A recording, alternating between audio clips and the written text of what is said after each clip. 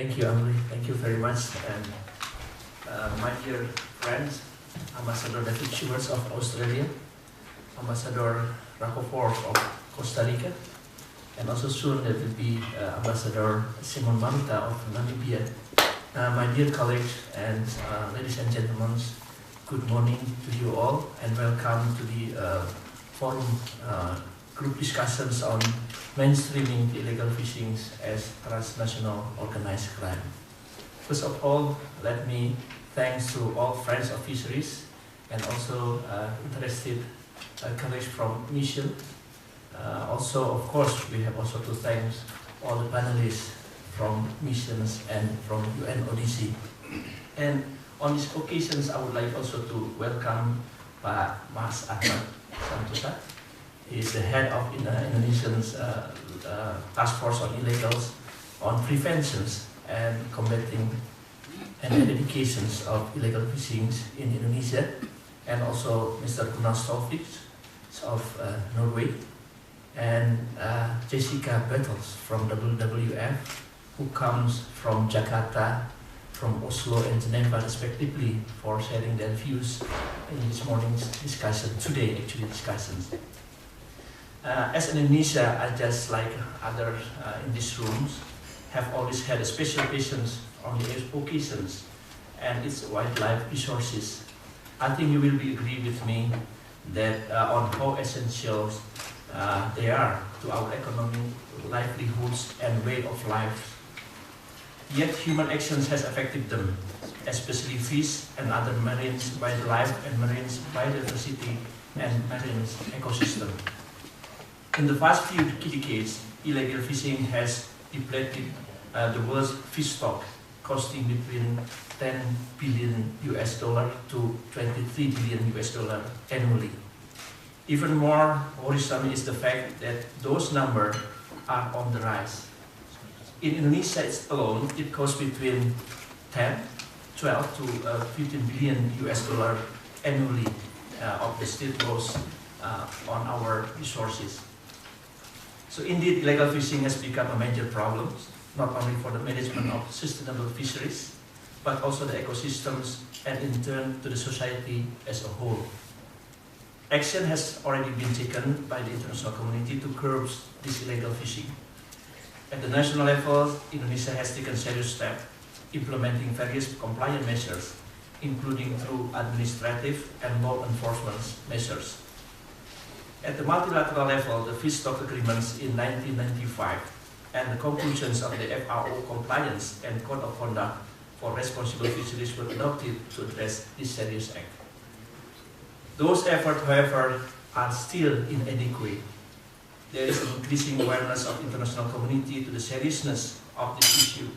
However, the current strategies and the actions to combat it remain insufficient.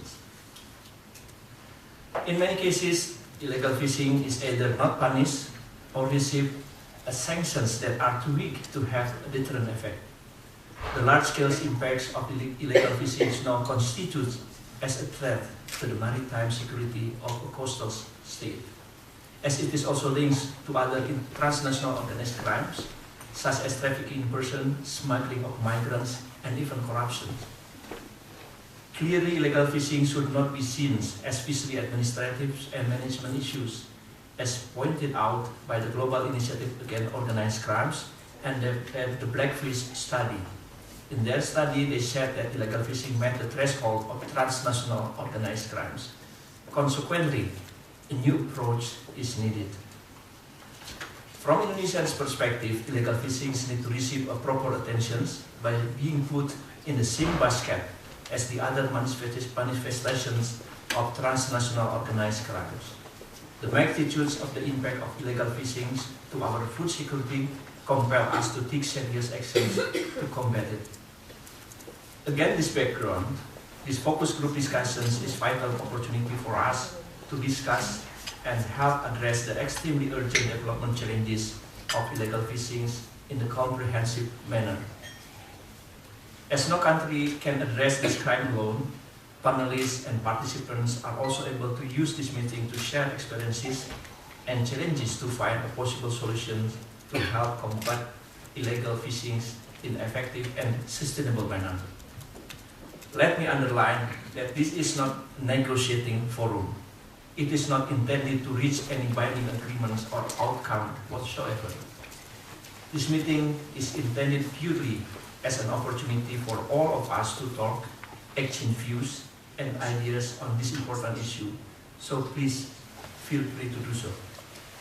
At the end of the sessions, if all agree, there will be a kind of chair summary of the meeting which is not binding to all of us. To conclude, it is my fervent hope that these events will be able to provide momentum to produce a clear roadmap and concrete steps to be taken toward the recognition of illegal fishing as a part of transnational organized crimes. So I wish you a productive meeting and fruitful outcome of this discussion today. And thank you very much for your coming.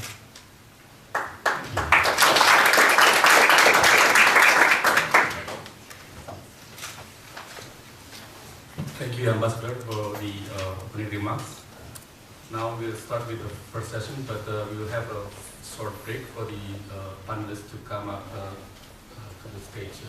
I would like to invite Mr. Ahmad Santosa, Mr. Gunnar Stolsvik from Norway, and also Ms. Gaia Colston from Australia. Please. Good morning. Thank you for introduction, Mr. Chairperson, Excellency Ambassador Budiman, Excellency Ambassador Australia, Costa Rica, Namibia, speakers and participants. Let me share our experiences and challenges in combating IUU fishing and other related crimes. And I think it's good momentum for Indonesia now to be front runners with all of you in combating IUU fishing in the global level, regional level, as well as in national level. As evident by the statement of our President, Jokowi, this is the first day when he was officiated as the President of the Republic of Indonesia.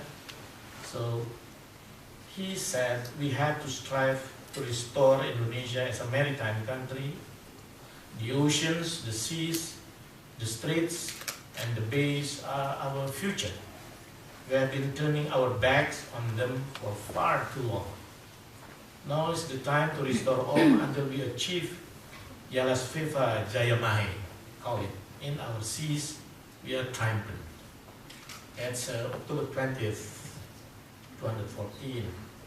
And the Minister of Marine Affairs and Fishery, Madam Susi Pujiastuti, said 2 weeks ago, before I left for Rome and Vienna, IUUF is a serious crime.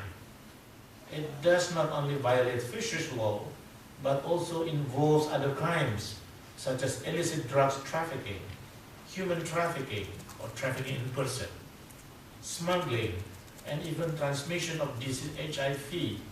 As an immediate action, I will issue a regulation to protect the workers.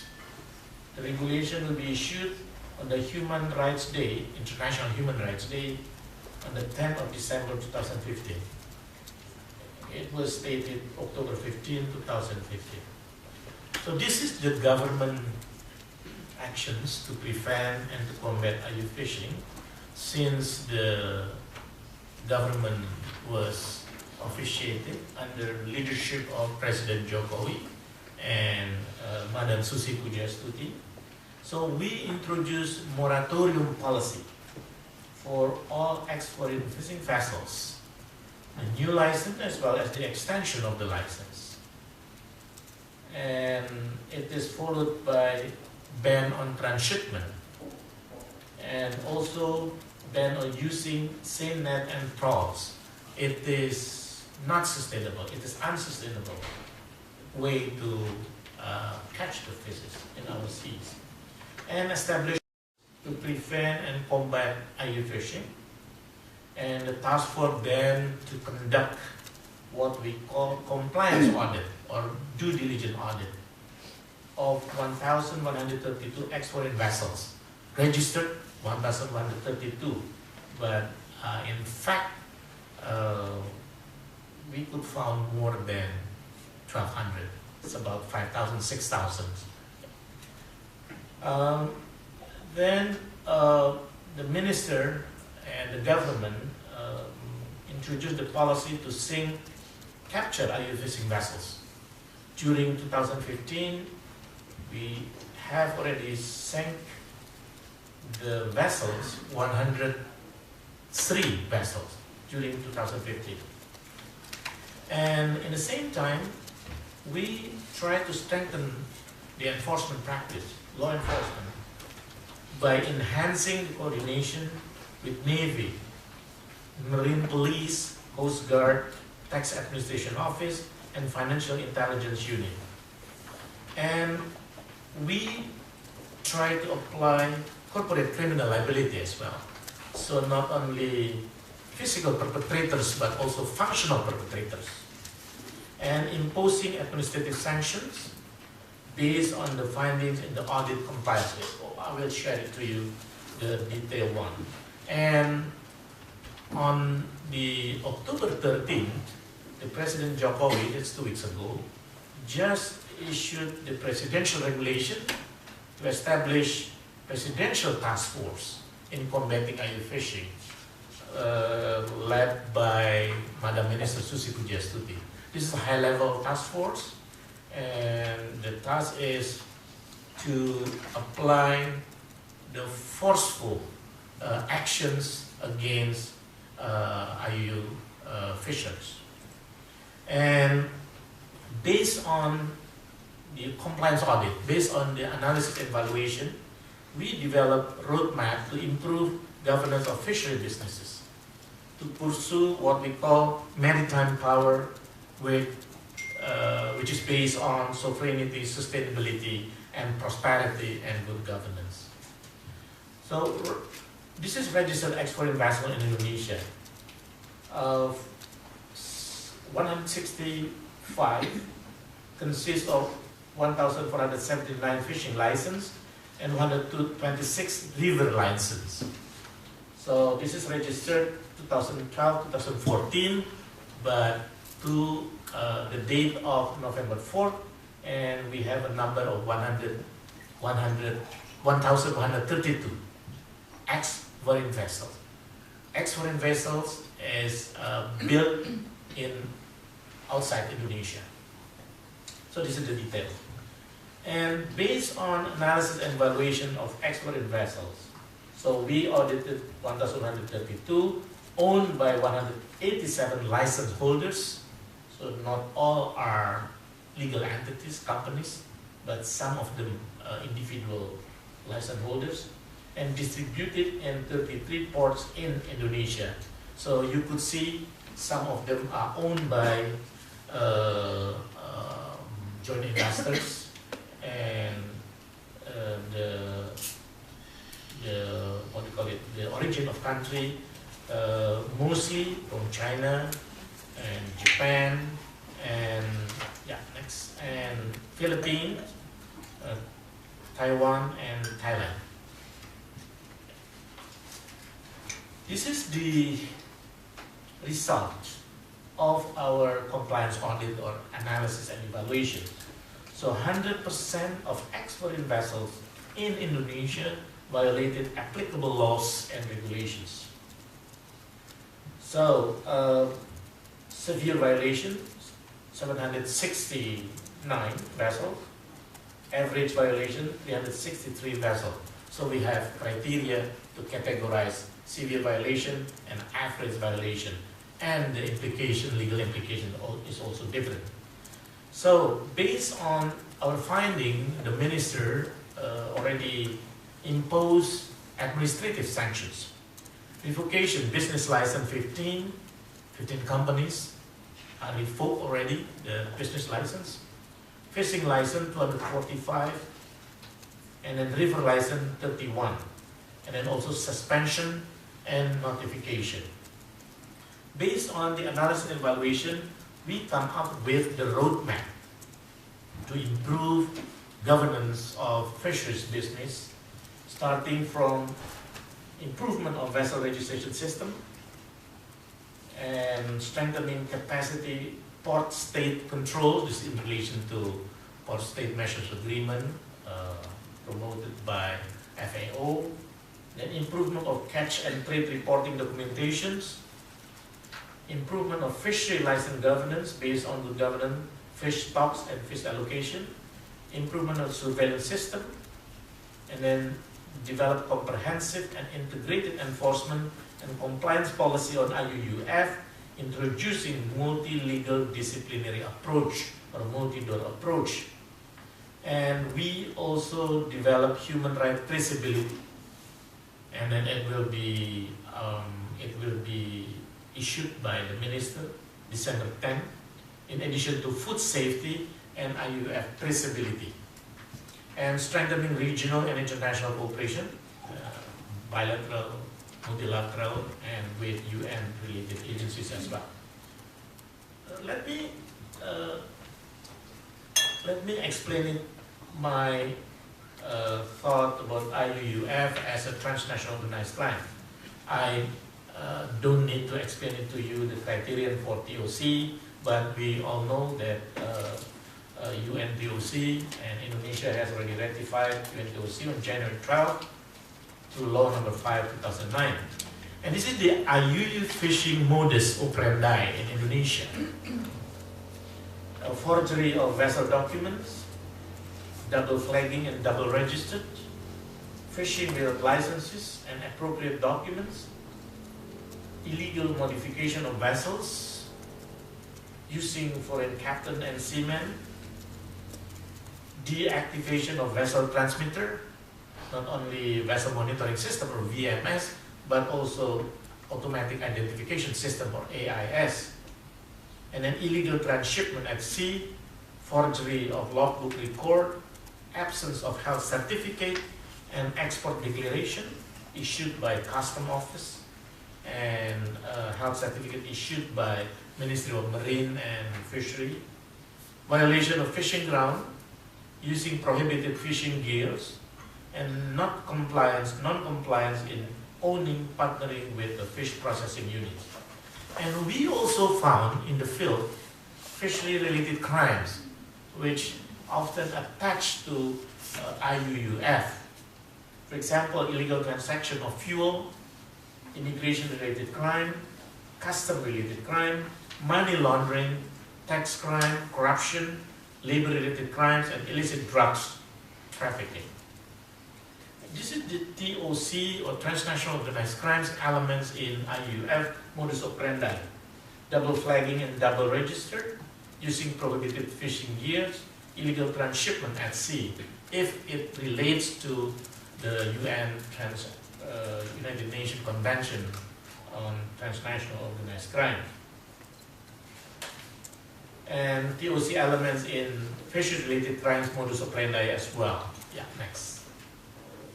This is the case we handle, Haifa case, and thanks to my colleague Gunnar Stovik to support Indonesia in working together to handle this case, and with Interpol as well.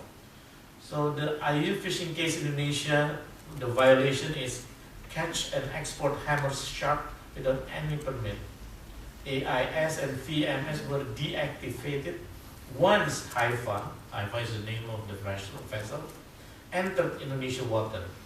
So the length of Haifa is more than 100 meters.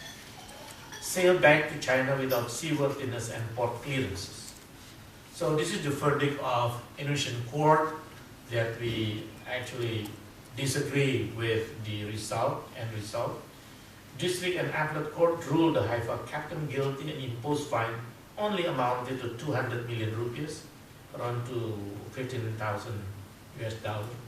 Currently, Haifa is under investigation by our marine police for different violations.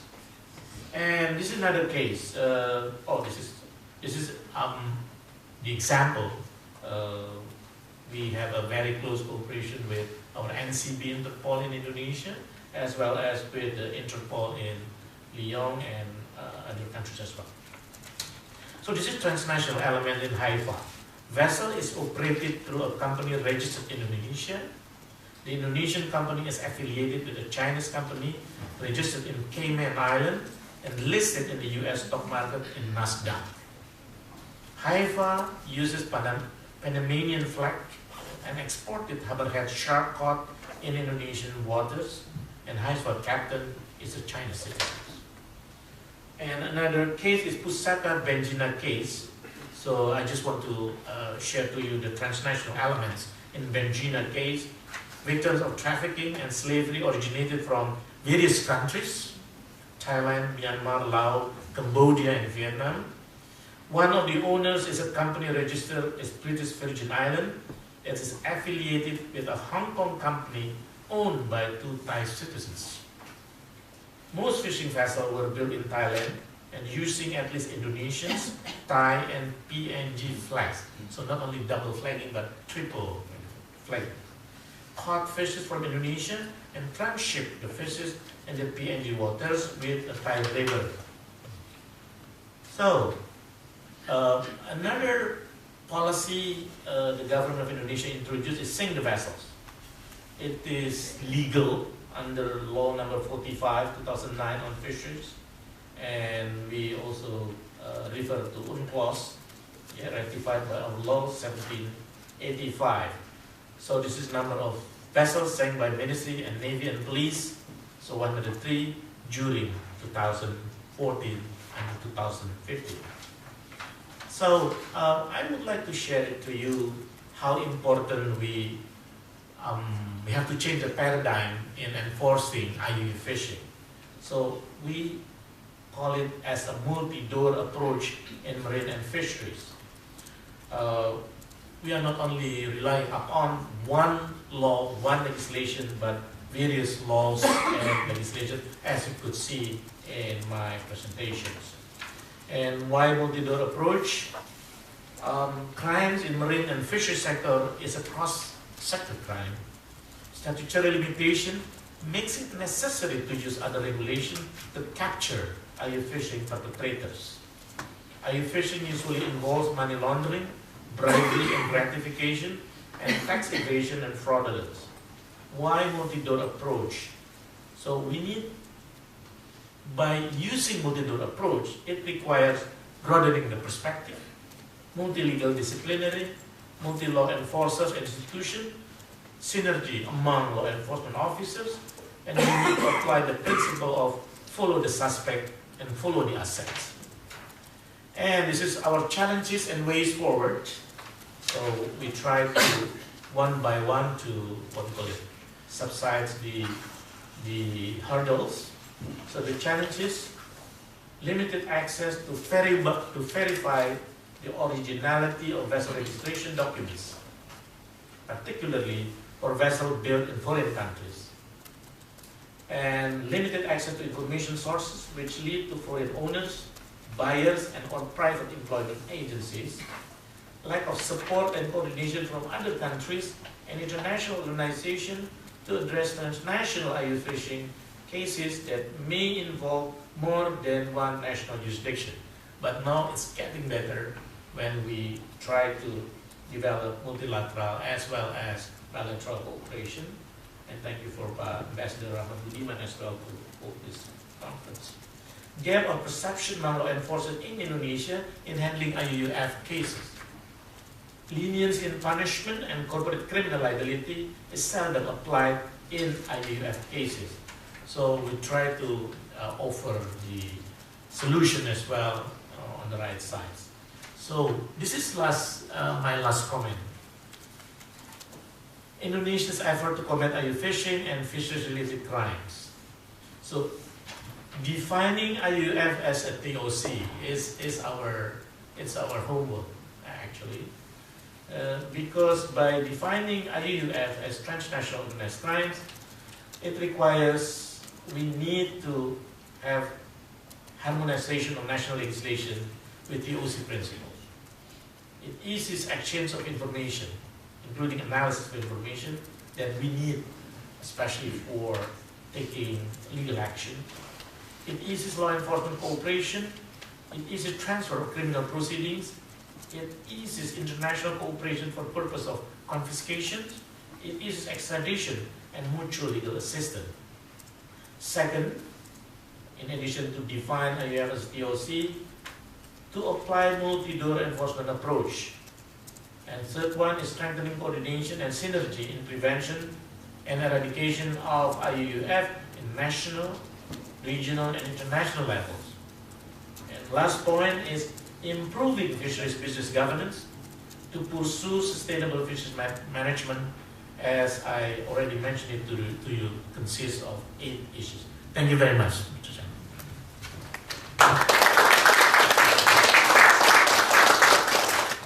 Thank you, Mr. Mas Ahmad Santosa, for the comprehensive presentations. Next, we will have Mr. Gunnar Storvix. Sorry. Please. Thank you very much. Thank you very much, Your Excellency, to invite me to Norway to participate in this workshop.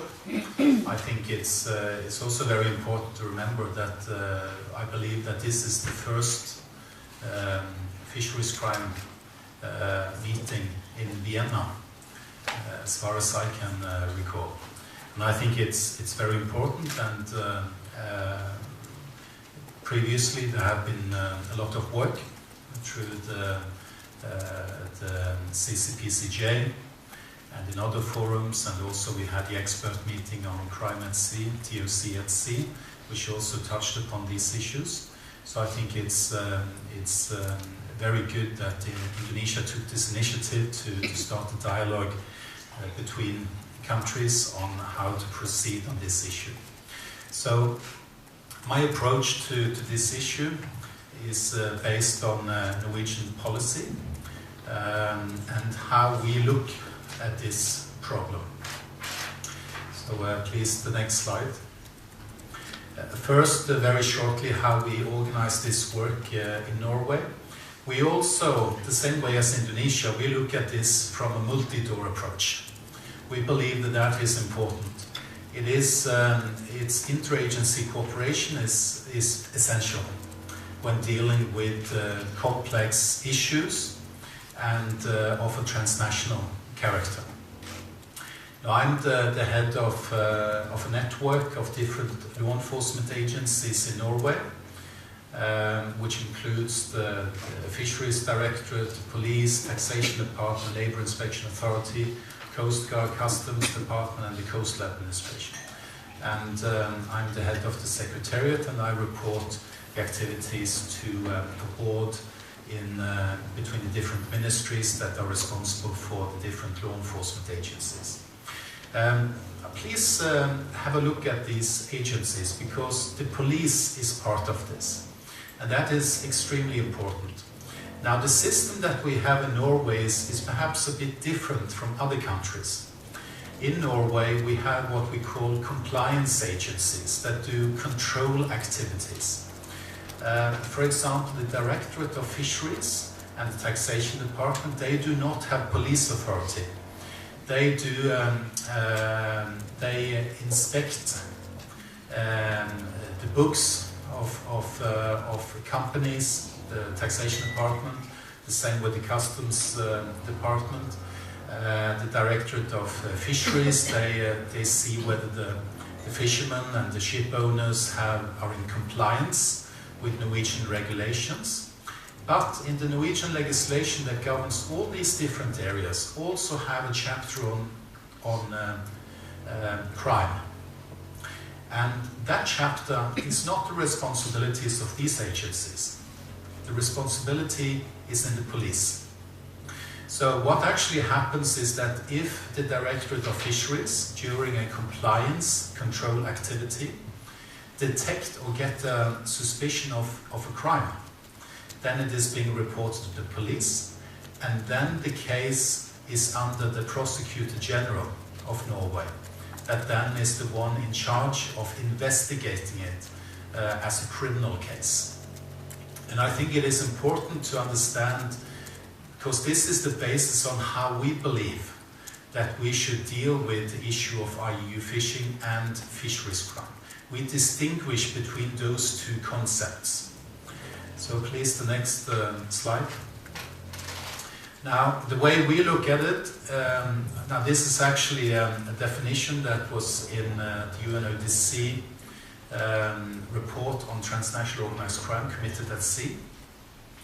We look at it as a criminal conduct that may impact negatively on the marine living environment. So all criminal activity that contribute to an overfishing and that makes it difficult for us to manage the resources that we have at sea is part of what we call a fisheries crime. That includes corruption, it includes tax fraud, human trafficking issues and so on. All of these issues are part of the business model on how are you going to organize this illegal activity. Well, then you have to organize yourself through the whole value chain from you actually feed the fish is caught and somebody eats it somewhere.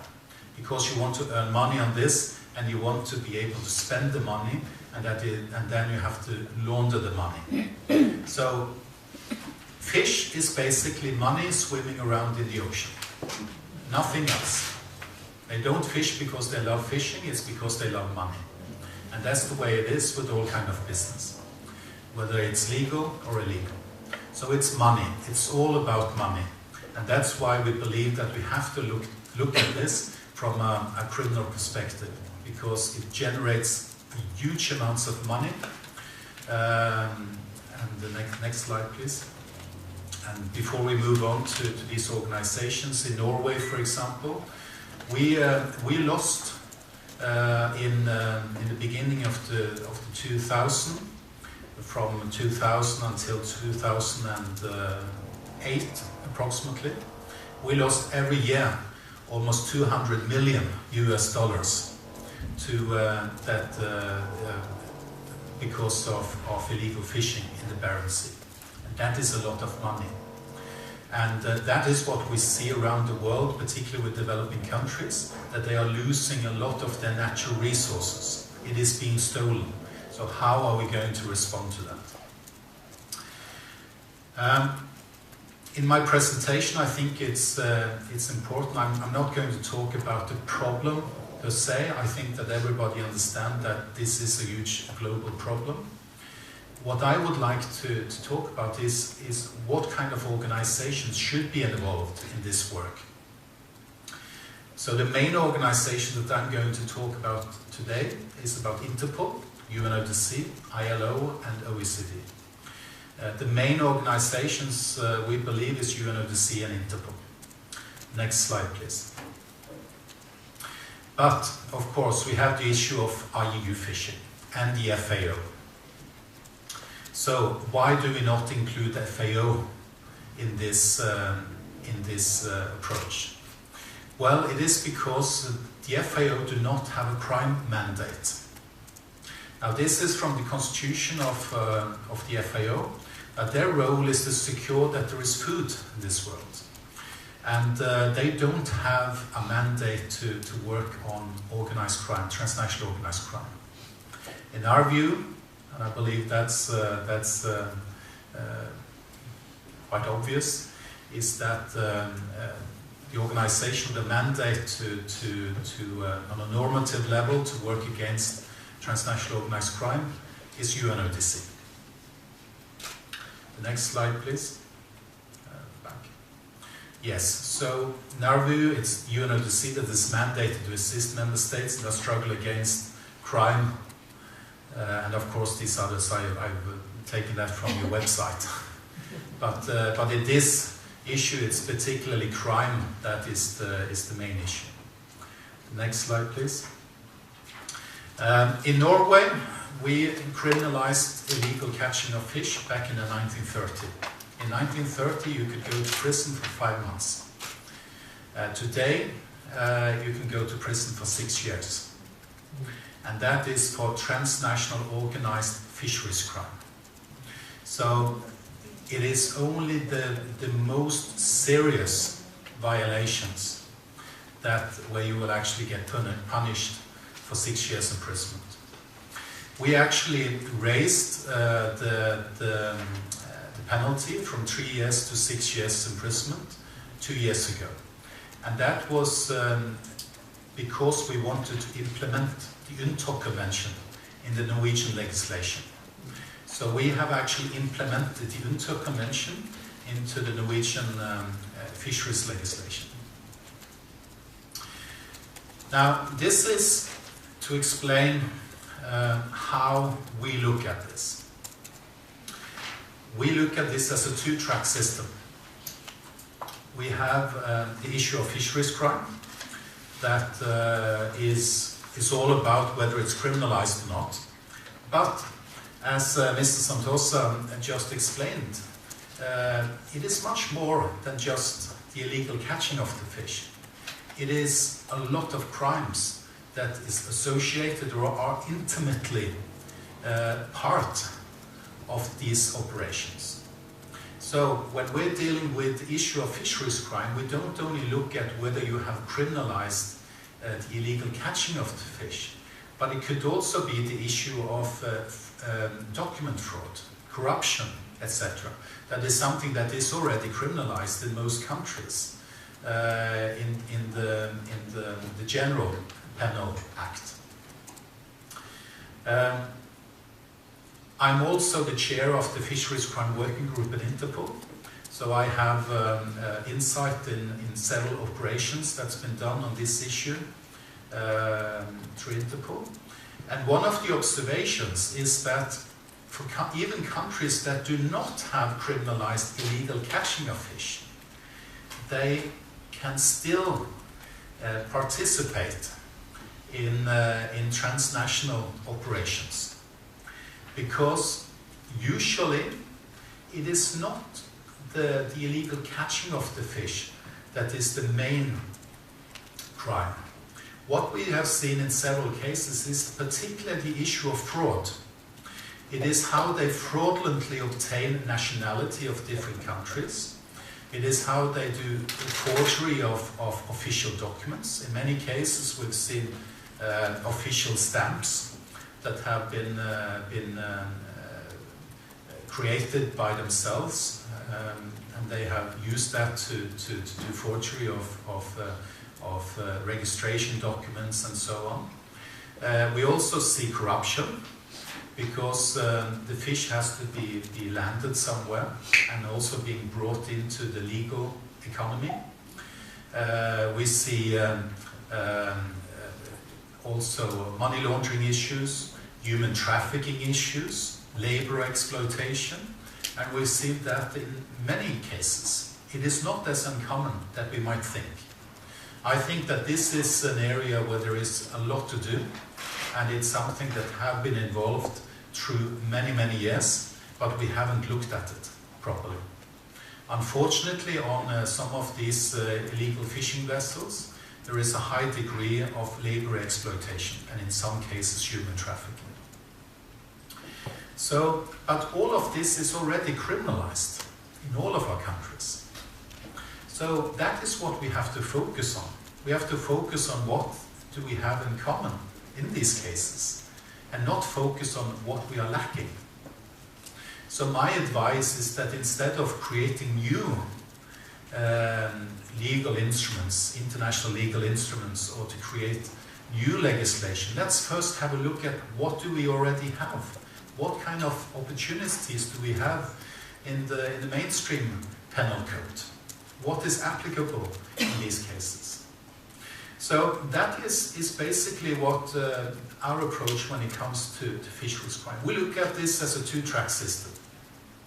Now, UNODC is the UN agency that have a mandate on transnational organized crime.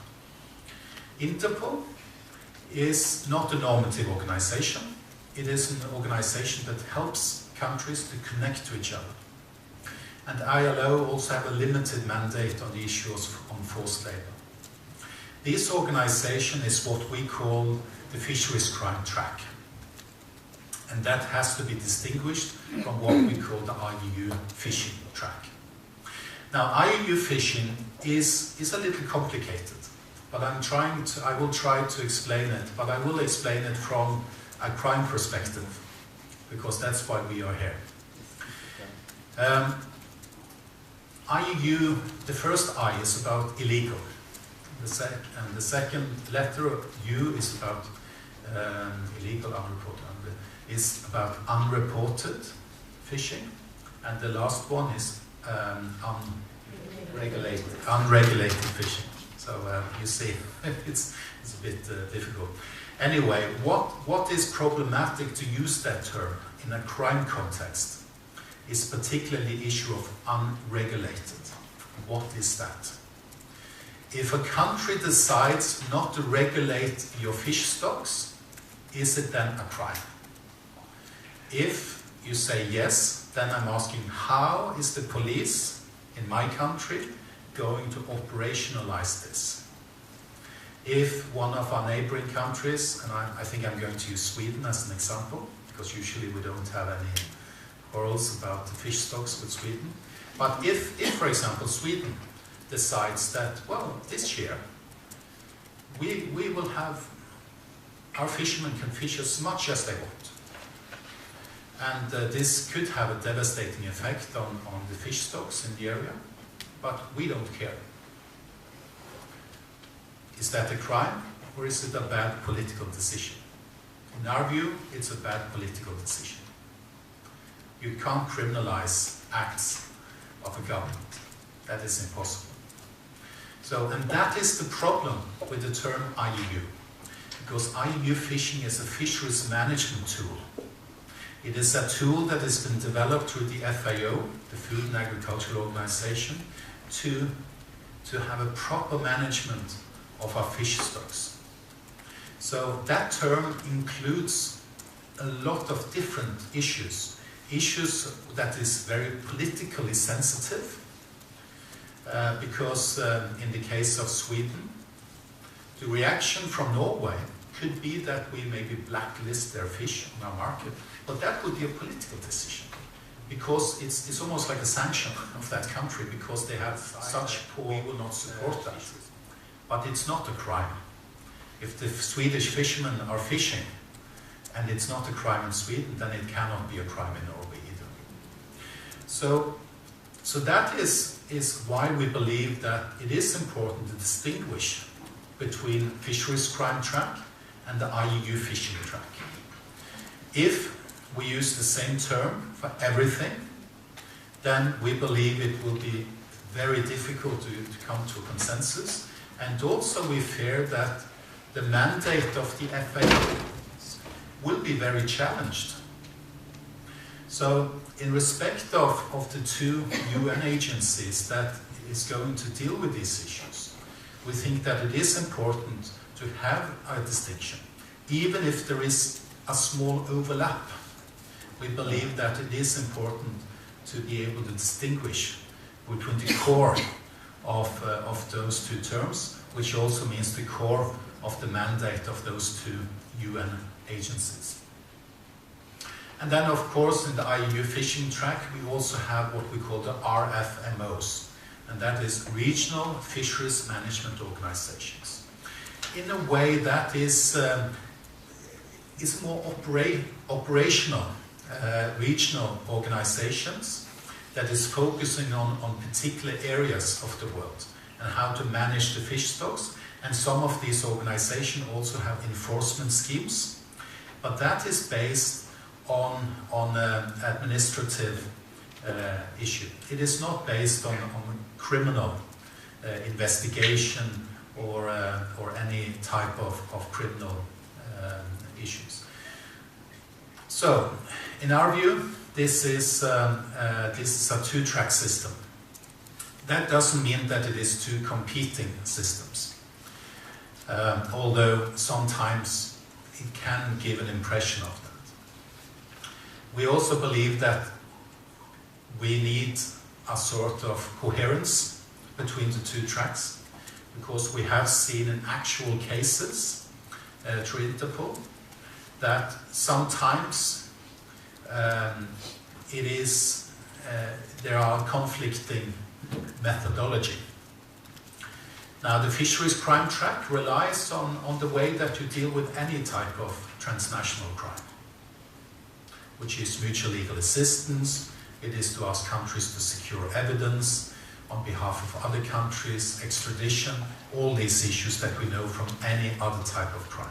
And that is the point. It is a crime. It is criminalized in many countries, and therefore we have to deal with it the same way as we would with any other type of crime. The challenge is that in the IUU track, you have something that is based on a lot of the enforcement efforts in that track is based on not letting vessels into port, port state measures. And that can be challenging, especially if the vessel that you're looking for, if there is suspicion of human trafficking victims on board. Do you want to close all ports all over the world for those vessels? Or do you actually want to rescue these people? Or do you want them to drift around that sea for years?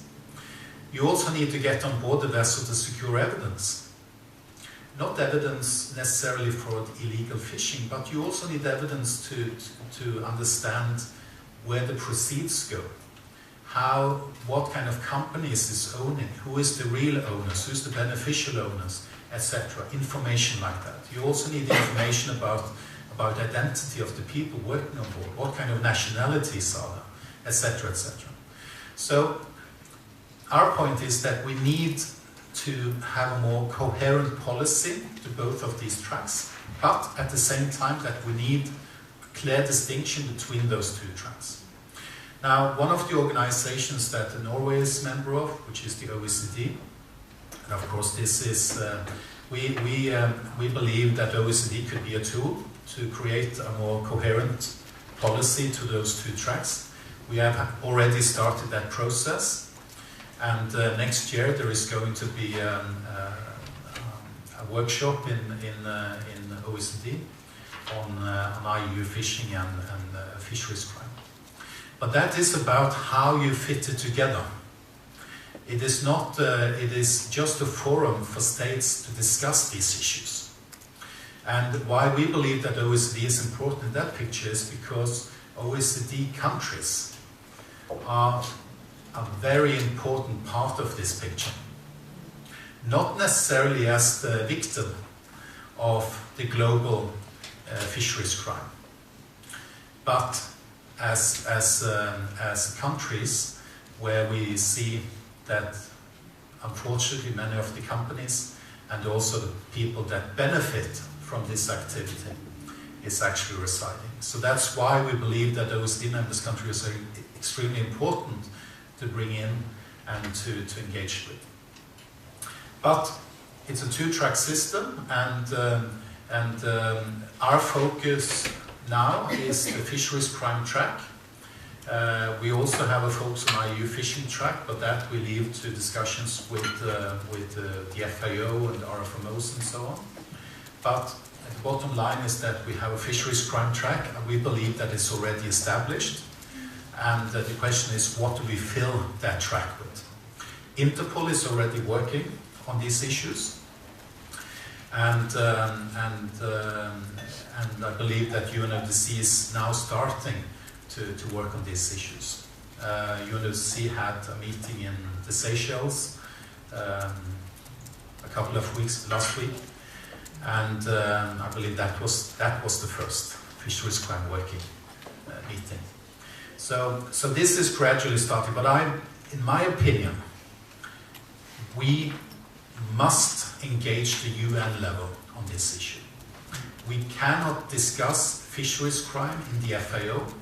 The only organization that we can discuss these issues is in UNODC. Interpol have worked now for at least 3 years on cases, but Interpol is not a normative organization. They do cases, they do operations. And with all respect, I work with Interpol all the time, but we need some issues have to be lifted up on a UN level, because fisheries is very political, also when we're dealing with it from a crime perspective, and some issues have to be lifted. And one of the issues that I feel very strongly for is, first of all, that UNODC have to get sufficient funding to be able to build up a fisheries crime expertise, and also to assist member states on capacity building. And secondly, we also need a forum where member states can discuss these issues, and not only discuss whether fisheries crime exists, but actually how to develop it. How is this going to fit with our own legislation? How is this going to fit with the law of the sea, with human rights standards, etc.? And I believe that the already established expert meeting on transnational organized crime committed at sea is something that has to continue. Remember that the first expert meeting on TOC at sea, actually the first recommendation was to clearly demarcate between transnational organized crime in the fishing industry and IUU fishing, for the purpose of UNODC's mandate. And this is where we left. And we have to continue this discussion. So I'm hoping that there is an agreement that expert meetings on organized crime committed at sea is an important part, together with enabling UNODC to take these issues further and to develop a good fisheries crime program. Thank you very much.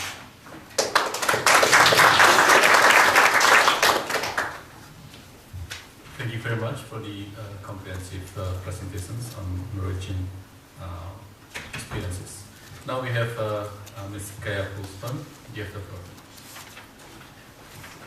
Thank you, Anne-Marie. Thank you also to Ambassador Budiman and to the Indonesian Permanent Mission for convening this meeting on a very important topic. It's something that a number of us talk about from time to time, so having a forum where we have a little bit more time and an opportunity to speak is really important, so thank you very much. Looking at the experts on the panel here today, I think I'm here more to bring a slightly more diplomatic perspective, I guess. I'm not an expert on these issues, but from the beginning I'd like to say that Australia takes a very strong stance on combating illegal, unreported and unregulated fishing. Now, I use that consciously.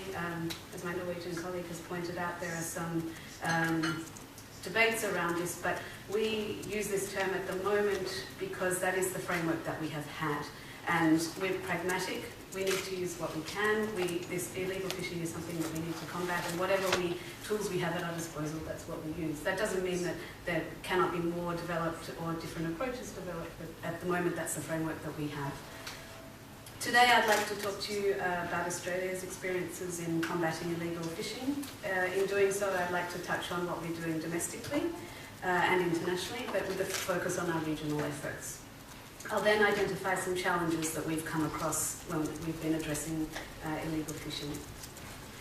In our experience, we have found that illegal fishing requires both effective domestic legislation, but also very effective regional coordination. Domestically, we have found that countries require legislation to implement effective fisheries management frameworks. This includes measures to implement responsible fishing practices, to monitor, control and surveillance measures, responsible port state and flag state measures, and appropriate enforcement provisions that can be enacted when illegal fishing is identified.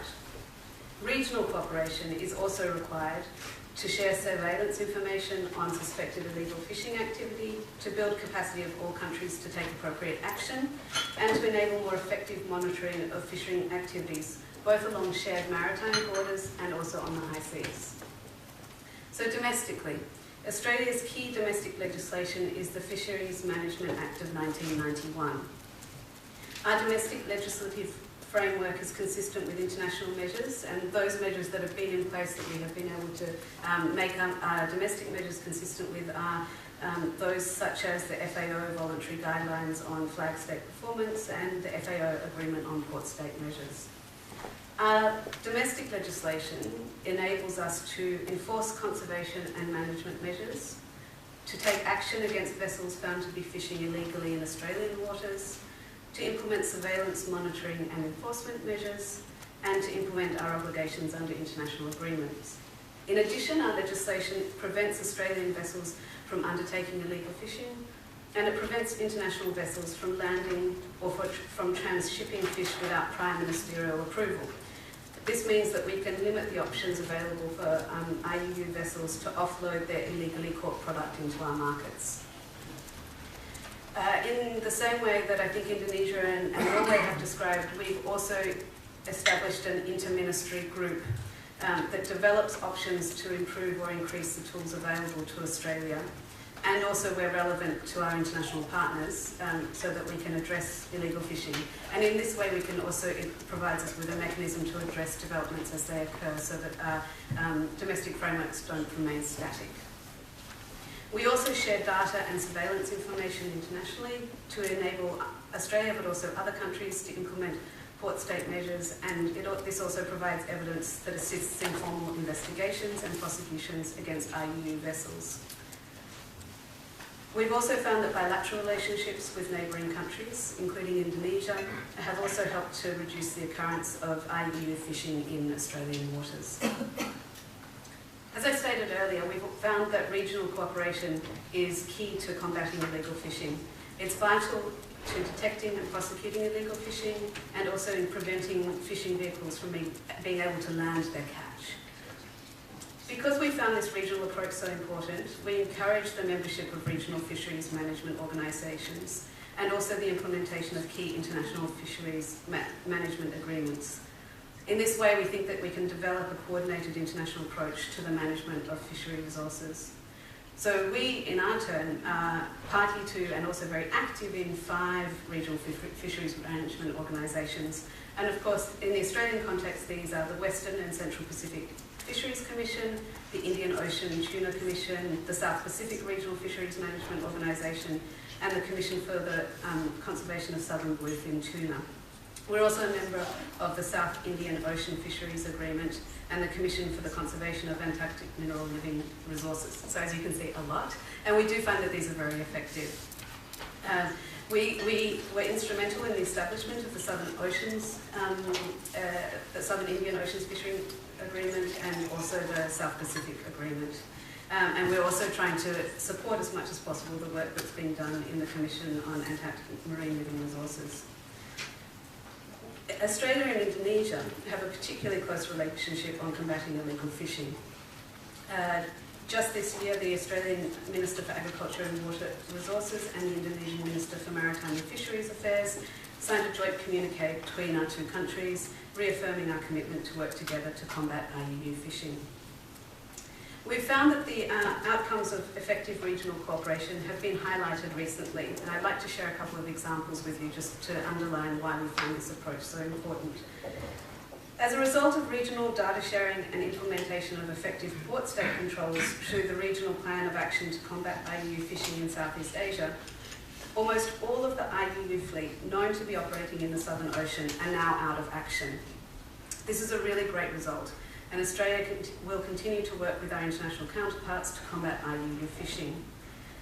In this regard, we'd like to highlight that Australian and Indonesian officials work very closely under the Plan of Action as joint providers of the Secretariat.